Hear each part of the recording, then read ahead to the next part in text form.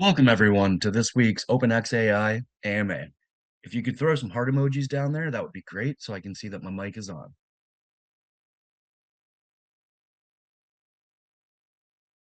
Perfect. Looks like everyone can hear me.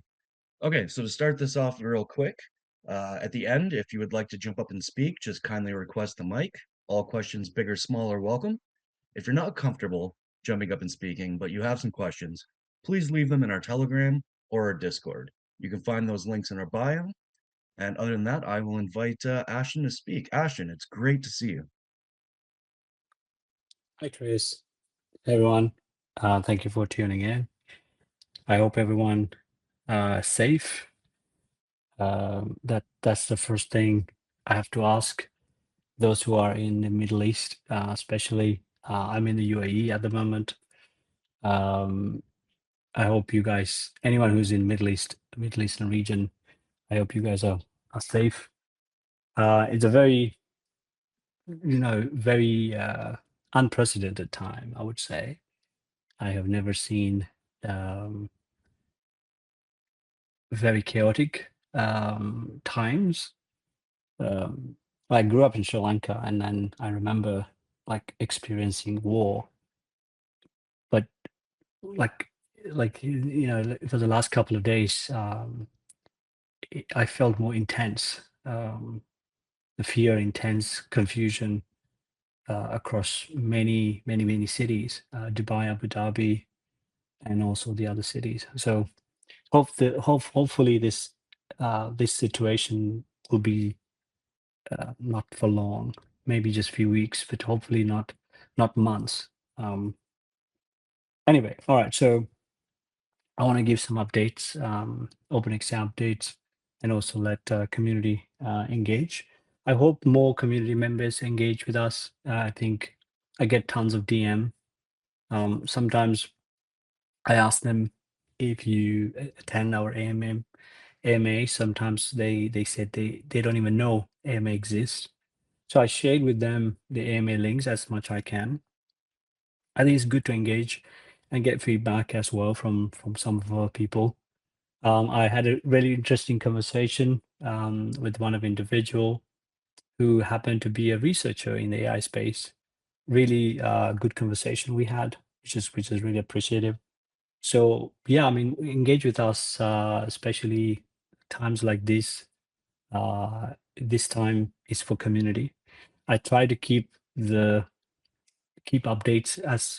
as much I can. But this AMA is for community, right? So for you guys to ask questions and provide feedback. All right. Okay. So as usual, the structure of our AMA, I just talk about some industry insights I think might be useful for our community and also our ambassadors. And then I highlight some of updates from our team, especially our product and our community updates, specifically about OpenxAI updates. And then we go into questions. Okay, all right. So let's talk about AI agents. I think last time I talked about AI agents. AI agents now becoming like a thing. The first AI agents, the history of AI agents, it goes back even 1980s. The first time I kind of play around with agents, these are like very simple algorithms, not even agents, built on like knowledge graphs or maybe deep learning algorithms or deep reinforcement learning algorithms.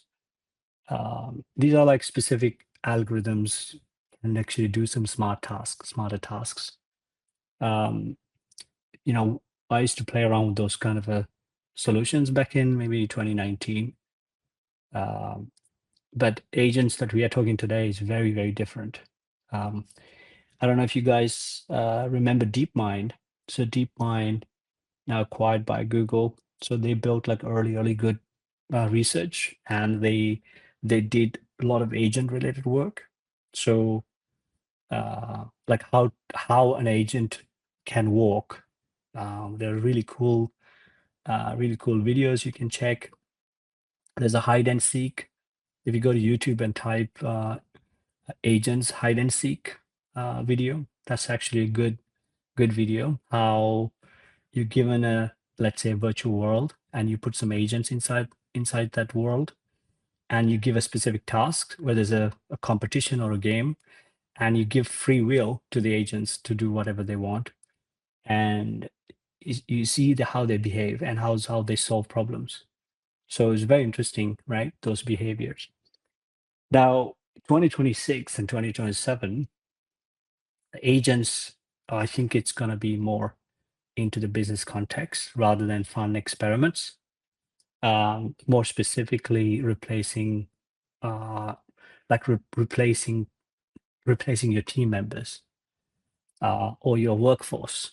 I think that's what's going to happen.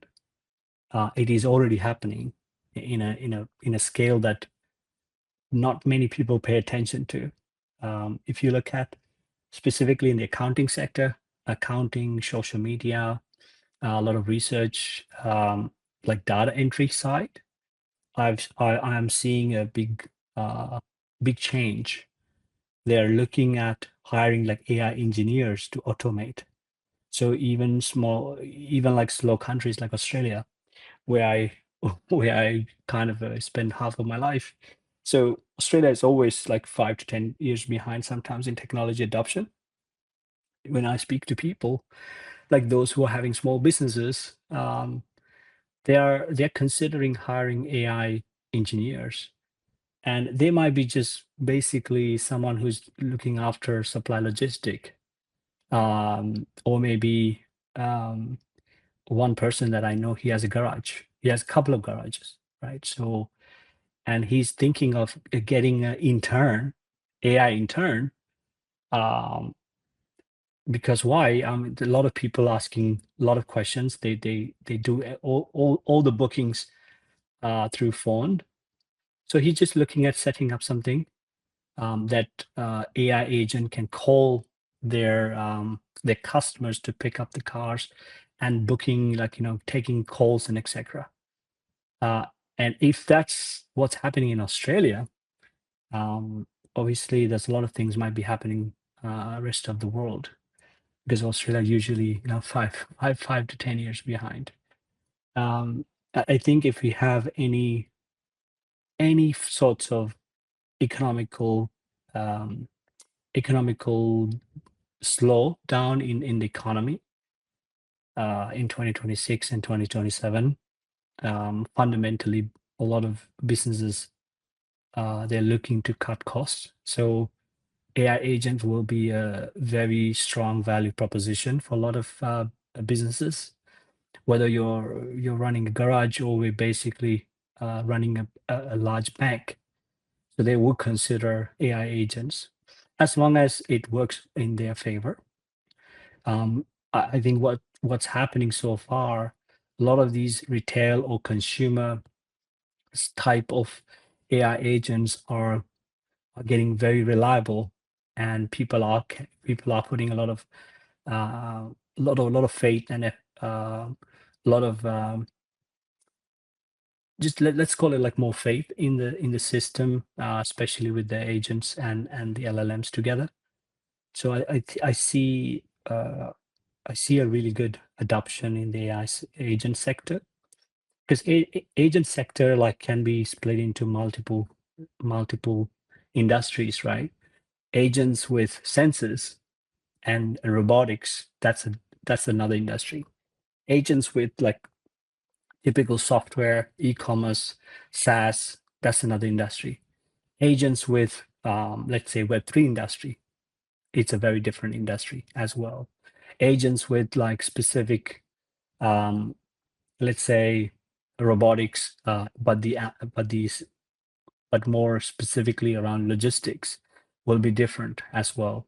Agents with robotics, with transportation and you know driverless cars, driverless um, autonomous operations, that can be a different sector as well. I think these are specific sectors going to merge. The low hanging fruit I see, especially in the agents with software industry, because it's easier to deploy. You don't need to spend like, hundreds of millions of dollars, rebuilding your infrastructure to accept robotics and agents, right? So, and there's a lot of safety concerns, regulations to implement like physical robotics. It's very expensive. I think it's going to take time. Low hanging fruit, it would be software like e-commerce, especially in the sectors of software as a service. uh, SaaS businesses will use agents a lot. So I think what the productivity side in that software side probably would be the primary business use case or the primary demand. So, like for example, if I have a startup and I have, let's say, 20 people, out of 20 people, let's say I pay 50 to 60K, 2 people on admin. They look after all the accounting, HR, data entry work, and I might have maybe 3 or 4 people looking after social media posting, social media creation, templates, design, scheduling, creation of banners, creation of videos, motion graphics. Let's call it design team. And then I might have another team who look after research, compiling research, and providing intelligence, let's call it user experience related insights into the product team. So let's call that team is the R&D team. The cool thing with the new agents technologies, you might be able to replace a lot of those roles. I know it sounds bad when it's come to like losing team. uh, I think the businesses will go for it. There's no choice in that. If a business is presented cutting costs like maybe 80 to 90% of their business cost, they will definitely consider. So it's not a matter of like whether they would do it. It's just a matter of when. As long as they have someone to help them to set it up, most likely the businesses will adopt. And I see a lot of consultancy and more like a like a boutique AI firms. They're onboarding small businesses to actually adopt AI services. So especially AI agents. So they will come in and they look at their business and how to implement AI agents to save costs. I think it's going to be a big thing. The other thing I would say this year specifically, the cloud AI service is going to be a big deal. Why cloud AI services is going to be a big deal? Um, like if you guys look at last couple of weeks, everybody's basically going crazy with the AI agent called OpenCloud with Apple Mac Mini. People are just buying the hardware, installing OpenClaw in your local network, and running multiple agents. Uh, why people excited about this? Because when you have ChatGPT, um, you can train ChatGPT, but when you ask like a very high level task, ChatGPT is unable to do a lot of project management. ChatGPT it cannot do project management for you. So the cool thing about agents, you can tell an agent to build a game and test the game and run the game in a browser and fix any bugs and deliver to me something really, really production ready by morning. I'm gonna go to bed, and you work with a LLM, whether it's a OpenAI or you can use any LLM to provide the actual intelligence, and agent will act as the project manager. Agent will understand the scope of what I need and break everything into a smaller pieces, and then just start building it accordingly. And agent also knows how to create a specific prompts for the LLM, because sometimes we are really bad at prompting. If you know how to prompt well, you will be able to get a really good results. Sometimes agents are really good at creating really good prompts. So it produces really appropriate prompts based on what I want. So if I describe let's say I want to build a Super Mario app, or maybe really cool car game, 3D looking car game by morning, I need it. And I'm going to tell the agent to design the game for me that can render in a browser. Or I can tell the agent to build a really cool business proposal for me, doing a comparative analysis on my industry, and create a really cool pitch deck for me, and just generate a significant, um, like accurate report, like latest report for me. And the pitch deck and the report create according to the brand that I like. You can even tell agent to come up with a brand for me, right? Depending on uh, my target audience, depending on where the demographics are. So I essentially telling the agent what I want. The agent understand the context and start breaking down exactly what I need. And it's basically talking to the LLM to execute the tasks, and also checking if the results received from LLM is good or bad. If it's good or bad, it's also adjust the course. By the time I wake up, I have something like magic, right? Like something would have taken maybe weeks, if not months, working with like a team, spending like a couple of hundred thousands, or a few thousands, to even if not hundreds of thousands of dollars, spending weeks and months. Same kind of quality of work, I might have it, you know in like few hours. So that's a very, very different level of productivity. The same way how Apple talked about the tool for mind. You know the the Mac products, the way they look at acceleration of your creativity and acceleration of your productivity. That's how they focus on their devices. And I see agents, it's kind of like the iPhone, or kind of like the computer. Today's DNA.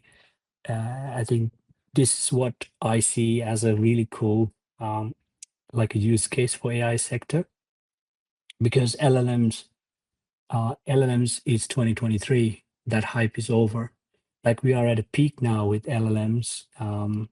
So I think that part is over now. The next part would be agents. So I think, for OpenxAI, our roadmap and our products that we build, agents going to be a primary focus for us. The cool thing about Web3 sector of AI agents, now AI agents can have a wallet. AI agents can talk to a smart contract. What that means, we can enable really, really cool features that never existed before. I think that's a really cool sector that didn't exist in crypto, because we have off-chain compute, we have off-chain RCP calls that can trigger smart contracts. But when it's come to payments, like stablecoin payments, from a wallet to another wallet, it is not straightforward. UX is not that good. With agents, like specifically like Exponent 2, these are specific frameworks that agent can make payments, can have a wallet for agent. That's very, very different to what we saw during 2024 December agent boom, right? So, which means that 2024 hype is over. A lot of people are looking for like some like solid use cases and solid adoption. So that will be our good priority and focus for the coming weeks and coming months. The other thing I wanted to touch base very briefly, the industry of the first principle AI. Now, first principle AI, the reason why I think the combination of first principle AI and AI agents, it's going to be a big game changer. Because first principle AI, so what's the concept behind it? It has a kind of a design principle and approach that built into the AI that breaks down the complex problems into their most fundamental and kind of like the undeniable truth. So first principle thinking is being used for many years, hundreds of years, in fact, in different industries. One of the famous in today's world is Elon Musk. Elon Musk used first principle thinking to a lot of his innovation and how he built things. So applying first principle for AI, that's a very different to what we used to are familiar with. A lot of LLMs relying on analogies and existing data patterns to come to certain conclusions. But if you have a first principle AI, it's basically it won't, because unlike like traditional AI, what we have today, it basically predicts based on the correlation in the large data sets, and then kind of like building a highest probable um, output for you, right? And then translate to you in a way that you understand. When I say you, like you and I, like the people. But first principle AI, it's gonna start breaking down. It's gonna start thinking logically, and it's a kind of like a decomposition of the fundamentals. It's going to ask like very strong questions like why. If you guys familiar with like ask five times of why can break down a lot of like a deeper meaning behind of things. Whether you're building a product or you're trying to solve a problem. I think the first principle AI approach can be quite dangerous, right? Because it's you cannot control, because a lot of like private AI, like consumer products like ChatGPT, Gemini, like chatbots, it has a sandbox or safeguard developed on top of the LLM. So even the user asks like specific things that uh, kind of crossing the lines, like child pornography or maybe how to build a bomb. I mean, technically, if you ask a question how to build a bomb, uh, it technically can give you the most efficient way to do it. But you have a specific um, the the safeguards that build on top of the LLM. So when a user asks those questions, it basically ignored. But when you have a first principle AI, so those safeguards that you have to control, like not giving like bad intentions to the user, can be questionable, right? Can be questioned. Um, so that's going to be a bit of a challenge. But I think this fundamental AI is like the first step for the AGI. AGI means the this pinnacle of the AI. So when you reach AGI, probably that will change our world forever. Like I consider if you reach AGI, like we will be reaching to type 1 or type 2 civilization very, very quickly. But AGI I think it's far more complicated than what we think. But I think the first principle AI is kind of like the first step to get to that level. Now, why I brought first principle AI, because like the biggest uh, adoption will happen when we have agents also happen to have like technologies like first principle AI combined together. So you have LLM that can does like a really complex things or specific train things, and then you have a first principle AI can basically kind of like break down complex problems into small uh, fundamental fundamental things, and then you have agent can use those fundamental things to to to pieces together. That's like the project manager. So when you have like very important pillars, fit together, it works like amazing. Uh, works like a magic. The same way how you put together like an engine and a body and tires together. It actually it is a really cool outcome as a car. But if you take an engine itself, it may not be that useful.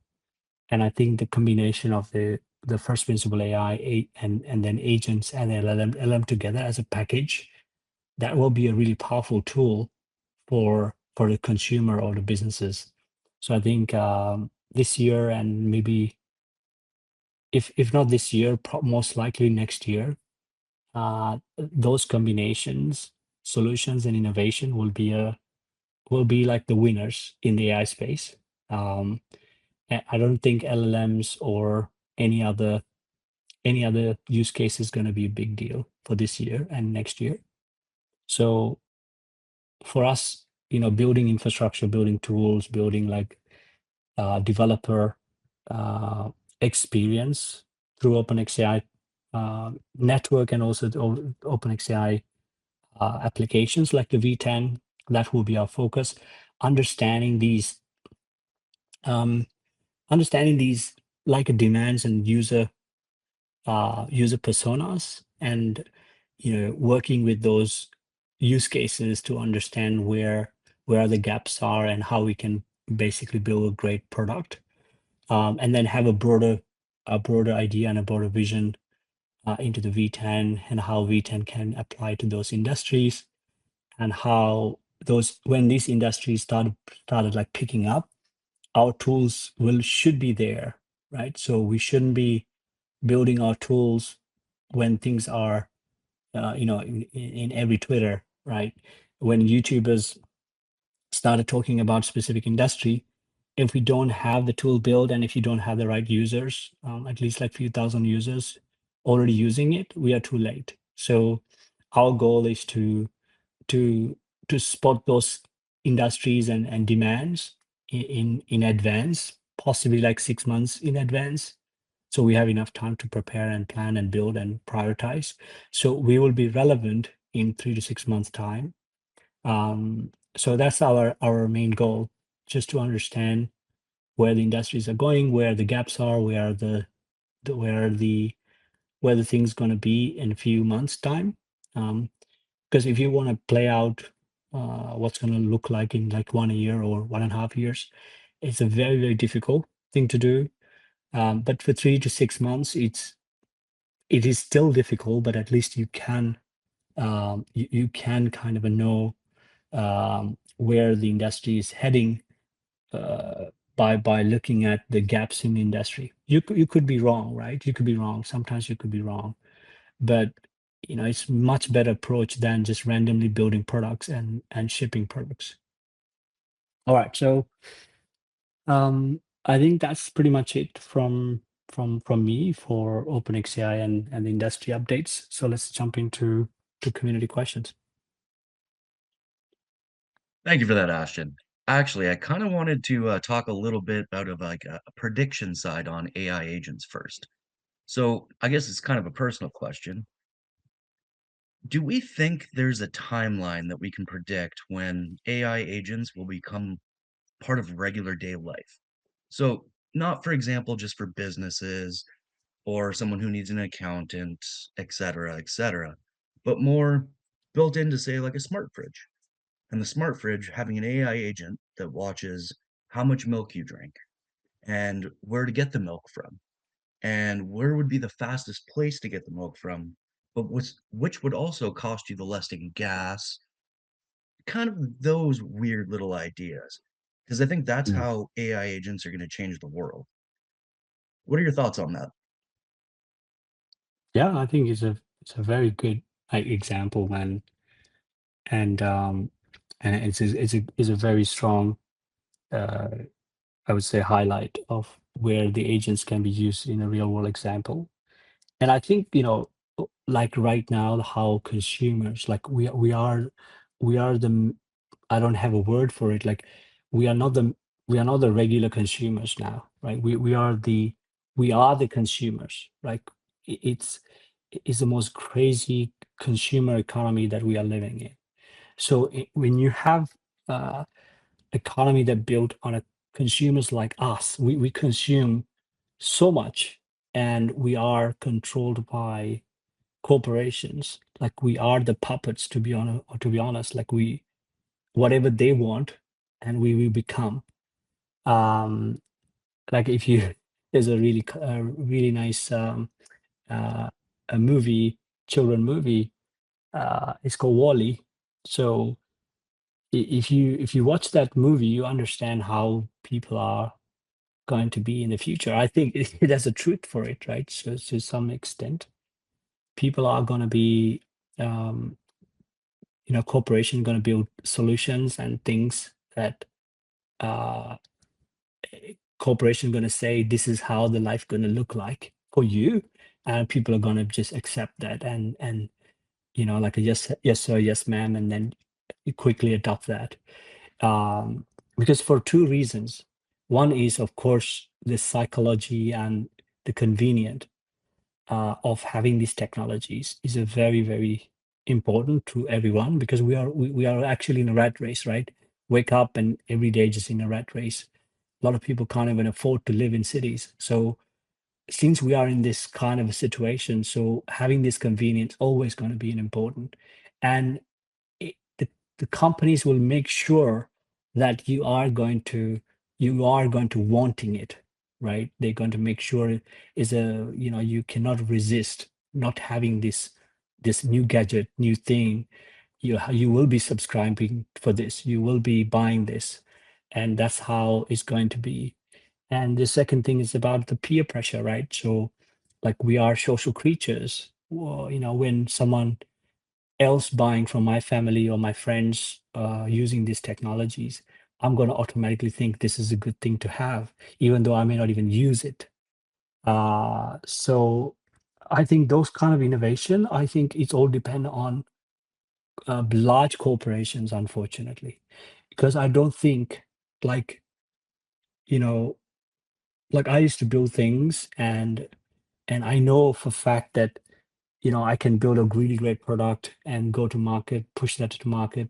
Like I had a e-commerce. I built one of our early e-commerce solutions for the UAE in 2007 and 2008. And it became like a very successful e-commerce operation in the UAE, at second largest to Amazon. Um, but today, like if I can go back and if I had the same opportunity like today, I cannot build it, because you need probably hundreds of millions of dollars to execute. So one way we are seeing only like very few players can do like a global scale, um, like services can be uh, can be pushed down to people. Small startups and medium to scale ups, it's gonna be very difficult. So if Google or Apple or Facebook or anything in that category, we talk about mega caps companies, decided to launch some sort of an agent consumable product, within a year, we will pretty much majority of the world will be using it. So that's how I see it. I don't think like scale ups or medium scale companies going to build like amazing products, amazing services like what you describe. Fridge and smart fridge and etc. will be a thing. It will be a cute thing, but it's not gonna last like like an iPhone um, or maybe a smartphone.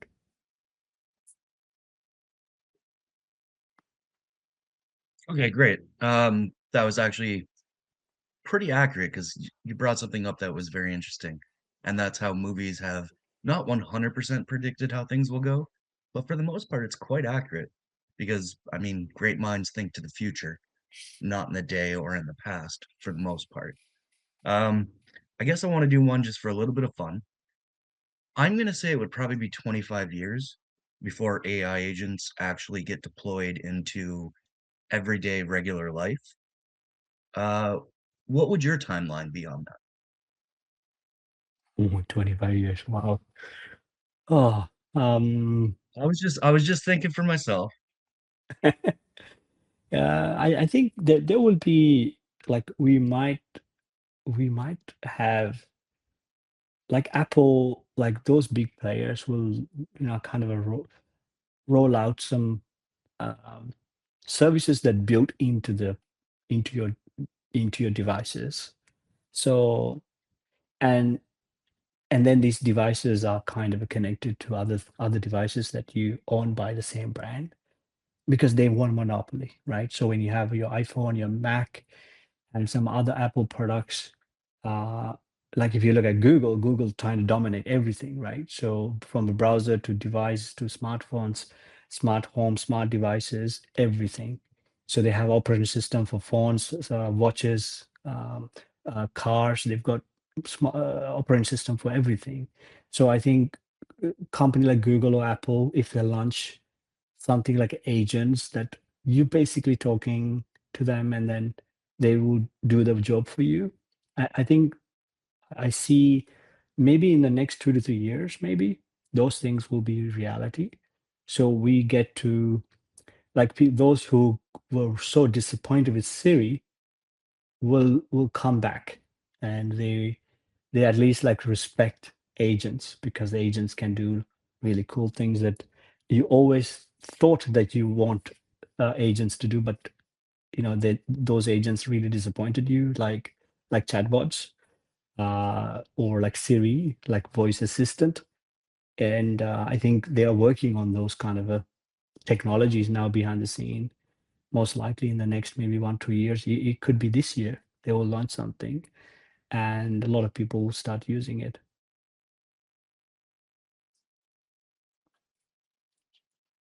Okay, yeah, that's great. And actually, you brought up a good point about Siri because I mean, Siri's been around for quite some time, and yeah, with AI agents coming around and with all the tech that's being deployed, which is at like an astronomical rate, I can see and understand that.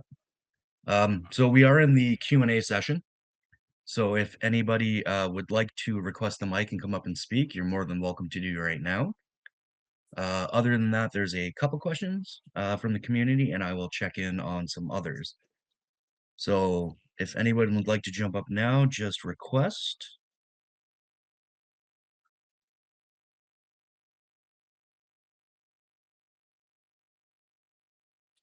Okay, I'm not seeing anybody requesting at the current moment, so I'll jump in with the questions that have been brought up from the community.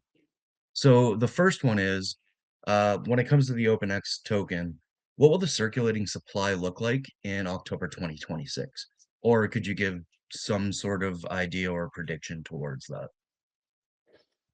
All right, so we have 8 years vesting. I think next year, September, we should have like okay, when it's come to distribution, um, there's a two layer of smart contracts. I want to talk about this very quickly because people kind of misunderstanding this, even at the launch. So we have something called immutable contract. So immutable contract is the token contract. So it does not have a proxy, it doesn't have any admin function to do anything. So we decided to create an immutable contract because and it was the ethos that we had like early 2017s, right? Keeping everything decentralized. So that immutable contract, it is the main token contract. So what it does, it basically fund OpenxAI a bunch of smart contracts. So if you go to base scanner, and if you just go click on OpenxAI ticker, and you'll be able to see by holders, you'll be able to see smart contracts. Now, the admin, let's call the master contract, is immutable, which means nobody can touch, nobody can burn, nobody can mint any tokens, like even if you want to, right? That's going to be living, breathing for as long as base and Ethereum ecosystem network gonna exist. What it does, the master contract or the main primary contract, it mints tokens and distribute to OpenxAI operational contracts. Operational contracts, depending on what contract it is, you have a multi-sig by our team members. It is a proxy, which means whatever tokens goes into those smart contracts can be managed by the team. Soon as our DAO is released, then we can also give governance to our community. So far that I know, by next year, we are technically can move from the main contract up to 40 to 48% of the entire supply if we want to.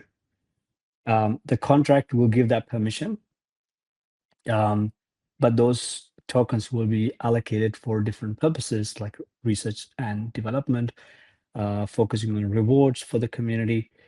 So those will be locked up in smart contracts that we have access to, the team have access to, that the team can allocate for different purposes, whether it's a development work or focusing on rewarding community and etc. So the short answer would be, I think around close to 50% will be in circulation, not in the market, by the way. Yeah, it will be allocating to smart contracts. So the smart contracts are not open to public. It will not go into circulation. So that's why I wanted to confirm that. So 50% will be in smart contract level under our governance. So it will not be in circulation. Circulation, like exact, obviously I cannot predict because it's going to be depends.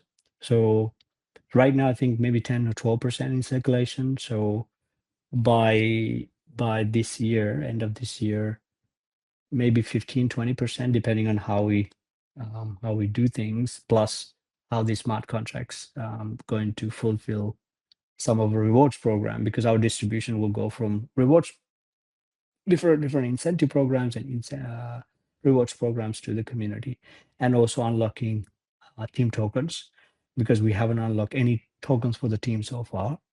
So those, if team decided to unlock those tokens and then bring it into circulation, that will enter into circulation, but we don't know what's the exact percentage. Okay, great. That actually works because yeah, I was looking at it. It's about 10 mil. So what you're saying would be about 20 mil.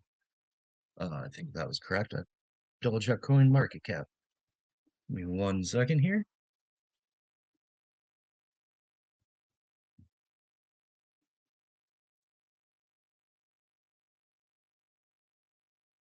Yeah, so I was correct. So 10. So that'd be about 20 mil if it was. That's good to hear that they are actually locked in contracts and they'll more or less be used for rewards or distribution purposes. So Yeah. the next question is it's a two-part, so I'll just ask the first one. So with the Cayman Islands operation, when will that start? When you say starts, so we established a lot of moving parts and pieces,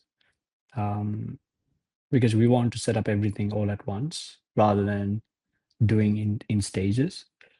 Because what we realized is actually costing a lot to do it in stages. Rather, we just do everything, all the pieces that we need all at once. So that's what we're working on. So we are focusing on the foundation, which is the Cayman Island, and then you will have the BVI entity. That entity will look after especially market makers, any external parties that we work with, and then that also report to the US main entity, which is OpenxAI Lab. And specifically, this is the biggest challenge, by the way, right? I just described this probably many times in text to some of the communities and some of the investor groups. Now, when it's come to having a tokenized GPU, tokenized compute, tokenized RAM, and being able to trade, being able to mint tokens, being able to stake, being able to go long and short on these synthetic markets. Being a US entity is a bit of a tough situation. So if we ignore the US market, like the legal setup is like we already achieved legal setup by now because we have all the pillars that we need to go and move forward with it. But if you want to have things like launching tokenized GPU on Solana ecosystem, because that's what we want to do this year. Having a strong foundation is important because some of the custodian solutions that we need to have, it cannot be done in the US. It cannot be done in Cayman. It has to be slightly optimized. So the legal wrapper, we are looking at the BVI, Cayman, and Delaware and Panama. That's the whole setup that we're working on now. That way, we are complying with SEC, we are complying with CFTC guidelines when it's come to issuing tokens, allowing users to create a token by using another digital asset, because the idea of tokenized GPU, our mechanism is a proof of reserve. You put up some stake and you mint tokenized GPU with your hardware or your cloud server that you have. So essentially, you're tokenizing your AI, you're tokenizing you're tokenizing your agents, you're tokenizing your compute, tokenizing your hardware. Um, in order to create those capabilities and not having problem with regulators, that's a bit of a work. So because we also need to get clarification from CFTC, right? So lawyers are looking at the guidelines, because what they said to us is to wait for some of the bills to be passed in the US. So these are more updated version of bills. So these bills helps us to actually do the structure correctly, especially stable coins.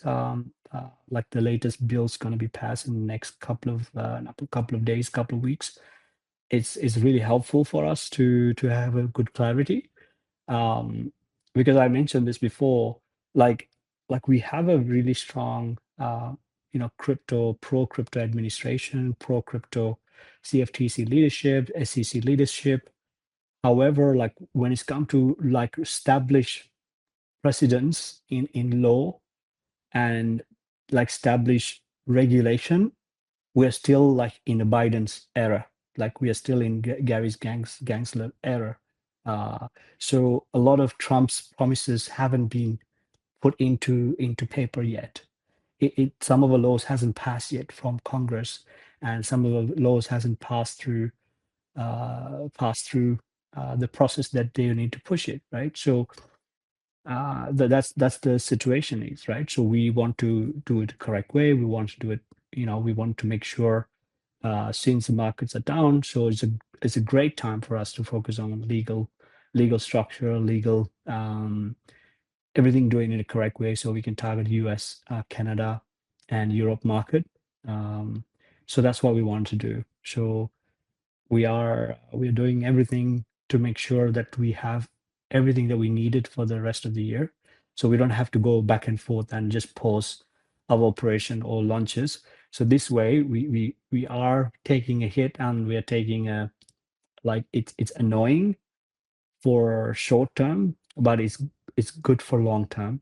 It's good for long term because when we go to like Solana Foundation, when you go to when you work with like Yield Network, when we work with Jupiter, Orca, when we go start deploying things, the first thing they're asking, okay, you're targeting US market. Do you guys have the clearance, right? Do you guys have XYZ compliance clearance? Do you guys have certificates? Or have you engaged with US lawyers to make sure, like, we want to do something together, we love to work with you, but is it okay to do it? When you have certificates, papers, and recommendation from lawyers, it's going to be easier for us to do it. And then it's no longer going back and forth. It's just basically focusing on launching itself, working with foundation, working with Solana Foundation, working with other foundations, and it's a smooth ride for us. Rather, go into that level and start engaging with those entities and start pushing these initiatives like tokenized GPU and etc.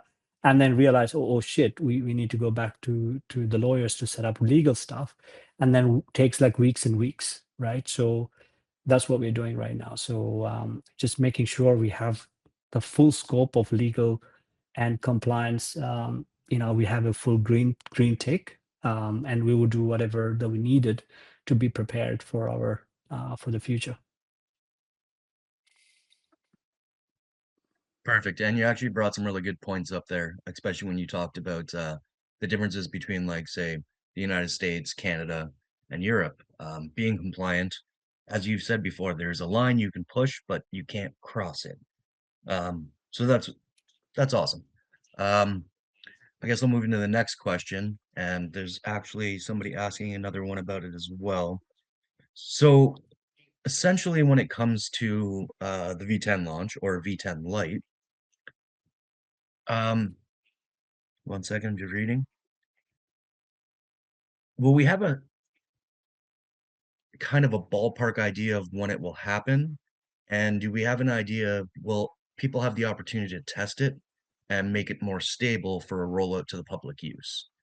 Or um, will we get a couple like episodes about it to like just increase the excitement and get an idea of what we'll get when the time is ready? Okay, so we are working on something good. Um, you guys gonna hear soon.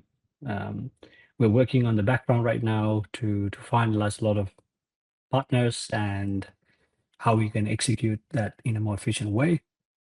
So you guys gonna hear that update very soon. For V10, I think with that launch, V10 will be part of it.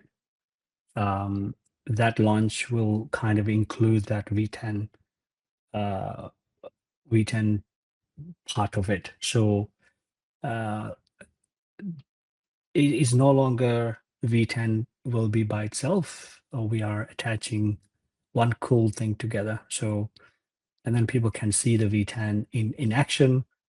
Because reality right now, the V10, like I really want to have some really cool pillars in a V10. Having a really good tokenized layer underneath the V10. I described this maybe 3 or 4 AMAs before. Like we are working on a concept called liquid compute. So like think about like a price discovery on dexes and price discovery on sexes. If you want to go and buy and sell your Ethereum or Bitcoin into the pairs you're looking for, you have liquidity, right? So whenever you want to buy, sell, sometimes exchange or market maker or the regular user provide liquidity. So you have a tight spread in the market, which means you are happy with price discovery, is efficient market. Now, with the tokenized GPU, if you consider like Chris can create tokenized GPU and Chris can provide that GPU pricing liquidity into order book. And like Paulus can do the same. Since he knows what's the average price is going to be, he's going to set the price that he thinks is good, but at the same time, he's not going to be unrealistic. For example, GPU cost, let's say for each flop per hour, let's say $2. That's the market price. Someone can set for $1.95, and Paulus can set for $2.20. So the more people have these, let's say, liquidity of these tokenized assets, then the aggregator can find like the best price for the end user. So when like V10, when people want to launch things, when people want to host AI agents, when people want to host LLM models, or they want to run like specific training. So all users have to find a compute, because without compute, you cannot do anything, right? So you cannot host an agent, you cannot train an agent, you cannot launch an AI service, you cannot launch an LLM without hosting. So hosting or a compute is going to be the primary thing. So that primary thing, like we want to create a really cool marketplace. So when V10 when V10 is live, people can host those services, and then instead of paying a fixed amount to OpenxAI, they can have a really cool price discovery from other users. So that way we are completing the user experience of peer-to-peer, like because builders are looking for like a cheap compute, and they can find cheap compute by those who are providing those compute. For a reliability of the network, of course, we will do hybrid to begin with, because we know when people have devices at their home, it can be unreliable, right? Because electricity, internet connection. So our network will be able to handle redundancy and load management, load balancing, if you want to call it. So we will have our reliable data centers to compensate if users goes offline. So like for me, V10, it's a complete product that way. So you have people can provide liquidity, or people can provide really cool resources, and builders can find those resources in a peer-to-peer manner. And since people can do a lot of speculation, because like the speculation prediction market is huge in crypto right now, so we are going to provide that layer underneath the V10, which means it's a really cool revenue stream for OpenxAI network, because whenever people buy, sell, or whenever people go long, short on compute, GPU, RAM, those assets, then people will be able to generate revenue out of it. So that's a complete thing for me. So when you launch just a few capabilities, it's a tick box for us. We can just launch it. But then, like, what exactly going to happen? So users going to come in and then start experimenting and start building, and then just the utility is just going to fade away, unless we come up with some sort of incentive mechanism for them to keep the stickiness going. Because we've done like tons of these kind of experiments in the past. Like stickiness is going to be a very big thing, because we don't want to launch something where we have to pay for users to stick around the platform. That means that's a bad launch and a bad product design. A lot of things in the crypto today, you have to just incentivize by paying them, like paying users to stay.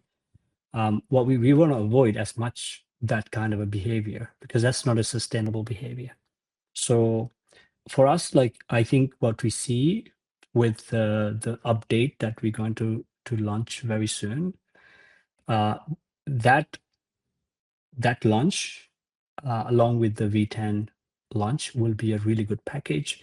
Then the users can do a lot more than just launching an AI service or AI agent. So V10 as an application layer, as a software layer, is going to be a really useful for the user, because our main goal is to provide the best benefit and the best uh, the best tools for the user, right? We don't want to just launch things because we think it's cool. We want to make sure the end user feel really useful having the tool, and they cannot get any of these services from anywhere else. So it's the uniqueness and also the utility of the tool that we offer. Wow, it's amazing EMA session, Ashton and Chris. Was interesting to follow you guys. I have one question from my end. So I think in such a uncertain situation and such a market condition, it's a very good moment to build first, and the second is to sharpen your personal skills. So could you actually have kind of advice to the community members? What do you think are the most important skills which communities should sharpen or develop now to stay ahead in the upcoming agent economy game? What is your take on this? Okay. Well, I'm shit at that, to be honest. So I may not be the right person to answer that. I think just stay curious. I think that's probably the only thing just kept me going, right? Charts are bad, it's brutal time. Like the only thing just keep me out of the bed and excitement is a curious and a little bit wishful thinking, to be honest. Like I'm a very optimistic person. Like I think future always going to be good, and if it's not going to be the case, like everyone in this call can actually do something to make life better, make world better, because this is our home, and like when we know we can do something, why don't we do anything about it, right? So if you find solutions or problems that we should address and problems that we should solve, we should do something about it, because like a lot of people don't realize or appreciate, like if you're born in like 1500 or like 1600s, what exactly are we doing by right now, right? Like I'm in the UAE right now, probably in a desert, and Paulus, you are in Lithuania. You probably, you finish your farming, and you're probably coming back home, right? And what exactly can we do if all of us lived like 500 years ago? We cannot do too much. A lot of stuff, our stuff is basically localized, and like me living in a desert, I cannot change the world. I cannot build something that can impact someone in Africa or in the United States. It's a very difficult, almost to like zero, unless like I become like someone like Genghis Khan, try to conquer everything, right? Like what exactly can you do at that time? Not much. So today, like even a student from Kenya can change something, right? So because we have amazing connected world, we don't feel the world like the way people used to feel, thousands of years ago. So like the world is very well connected. We have tons of resources, like free resources, right? Like if you really want to learn something, if you want to do something, you've got tons of support, and like sometimes it's overwhelming opportunities and solutions around you everywhere, right? So, and I think just maybe just pick one, or just pick like one or two things that it feels really right to you, and don't expect results in 6 months, right? Especially in crypto, people are expecting results in like 3 months, or sometimes like 1 week. Well, things take time. Like pick one or two things that you really care about, and give you 110% for like 2 years, and that's like the minimum, right? In my world, I give like 2 years minimum, um, just to see if it works, and if fails, okay, just if you really love the industry, just keep going, and never give up.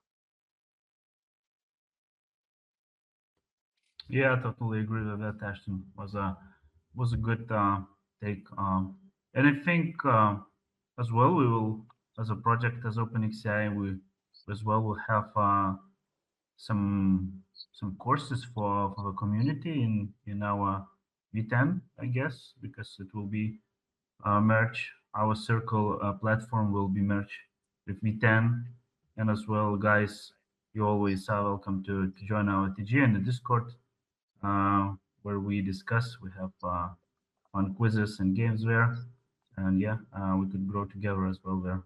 So yeah, thanks Ashton for the answer and giving the mic to Chris. Thank you for that, Paulius, or our very own crypto ball guy. He said it best. If you want to jump in, our links are in the bio. Check us out on Discord, Telegram. Obviously, you can comment on our page as well on Twitter, or I should say X. Elon Musk might get mad at me if I say that. I'll let Ashton say goodbye, and then we'll close this space out.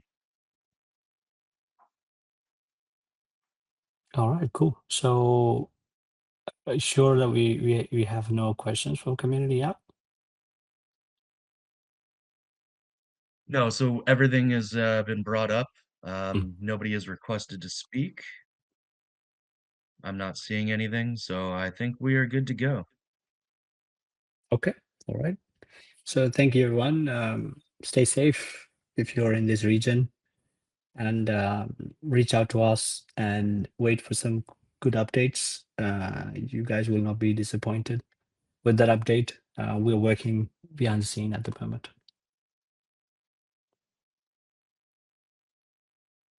Thank you, Ashton. And thank you, everybody in the community, for showing up. Always wonderful, always great. Take care, be safe, stay kind, and know that you are appreciated.